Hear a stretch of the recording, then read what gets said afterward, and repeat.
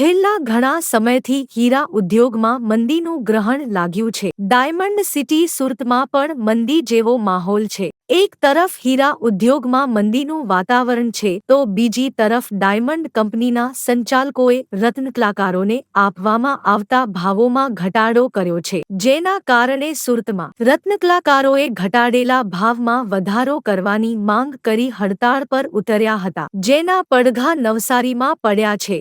એક દિવસ અગાઉ નવસારીમાં શાંતાદેવી ખાતે આવેલી સહજાનંદ એક્સપોર્ટ ડાયમંડ કંપનીના રત્નકલાકારોએ જૂના ભાવમાં વેતન ચૂકવવા માટેની માંગ કરી હડતાળ પર ઉતર્યા હતા। જો કે સરકારી શ્રમ અધિકારીએ મધ્યસ્થી કરતા સહજાનંદ એક્સપોર્ટ કંપનીના સંચાલકોએ રત્નકલાકારોને ભાવમાં 8 થી 9% વધારો કરવા સાથે પ્રાથમિક સુવિધાઓ આપવાનું નક્કી કર્યું હતું, જેથી રત્નકલાકારોએ હડતાળ સમેટી લીધી હતી। પરંતુ આ હડતાળના પડઘા હવે નવસારીની અન્ય ડાયમંડ કંપનીઓના રત્નકલાકારો ઉપર પણ પડી છે। આજે શાંતાદેવી વિસ્તારમાં આવેલી આર.સી.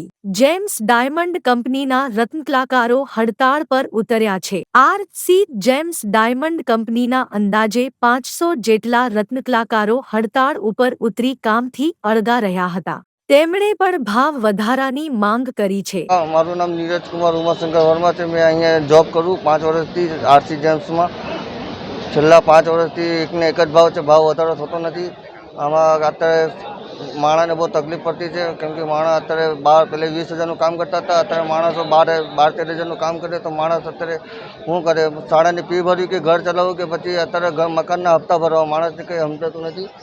મહેરબાની કરીને શેઠ આપને ભાવ વધારો, બસ કારીગરની આ જ માંગ છે।